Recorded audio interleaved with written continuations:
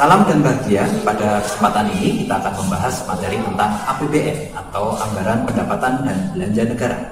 Pada kesempatan sebelumnya kita sudah pernah membahas 3 topik tentang APBN, yaitu pengertian, fungsi, tujuan, serta mekanisme penyusunan.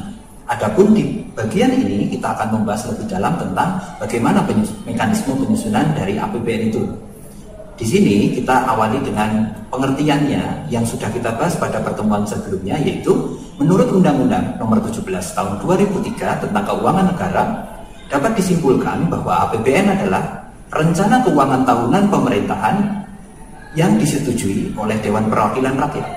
Adapun APBN ini disusun dijadikan pedoman penerimaan serta pengeluaran negara dalam berbagai kegiatan ekonomi dan pembangunan. APBN digunakan untuk beberapa kegiatan-kegiatan yang dilakukan oleh negara meliputi bidang ekonomi dan pembangunan. Nah, tentunya dari APBN tersebut disusun oleh negara melalui sebuah mekanisme yang perlu kita pelajari bersama pada kesempatan kali ini.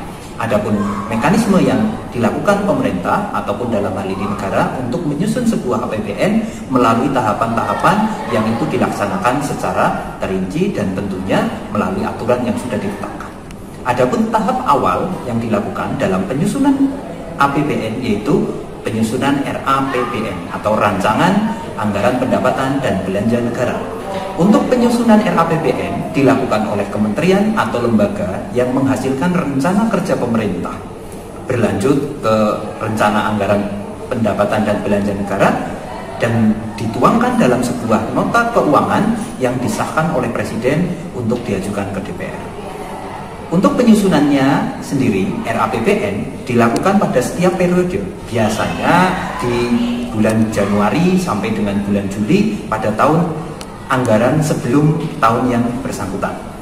Adapun penyusunannya juga di sini RAPBN tentunya memperhatikan beberapa sasaran, yaitu kebijakan keuangan pemerintah yang di sini jelas akan berorientasi pada pertumbuhan dan perkembangan ekonomi, kestabilan moneter, perluasan kesempatan kerja, pelayanan umum, dan hal-hal yang semuanya akan bermuara pada peningkatan kesejahteraan rakyat.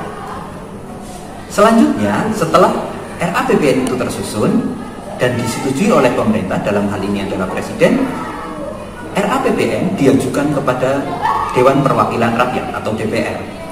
Di sini DPR akan melakukan pemrosesan berupa pembahasan dan dilakukan selain oleh DPR tentunya oleh Menteri Keuangan, dan ada beberapa pertimbangan atau masukan dari DPD atau Dewan Perwakilan Daerah.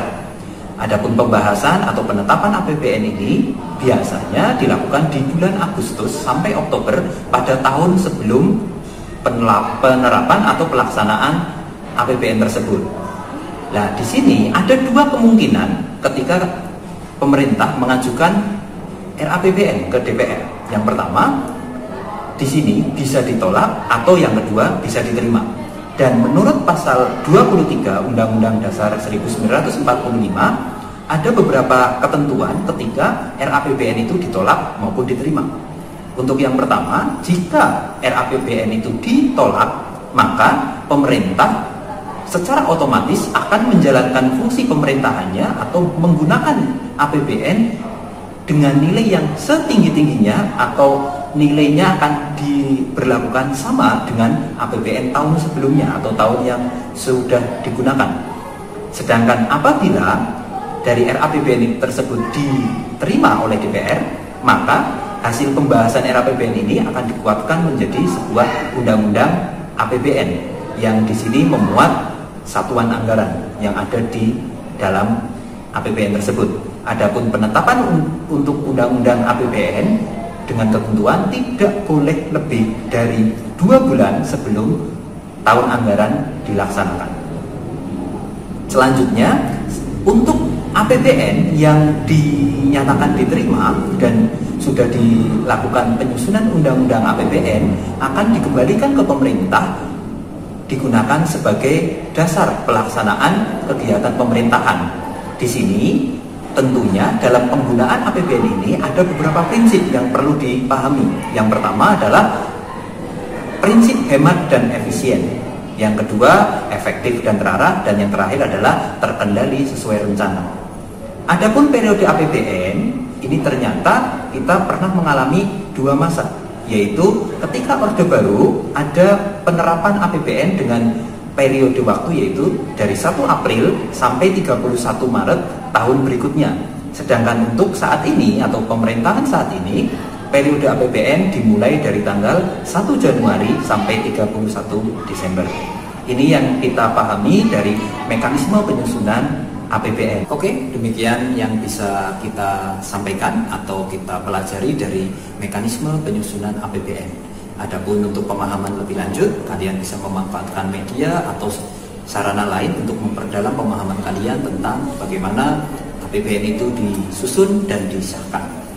Sampai bertemu pada pembahasan materi selanjutnya. Semoga yang kita bahas pada kesempatan kali ini bermanfaat.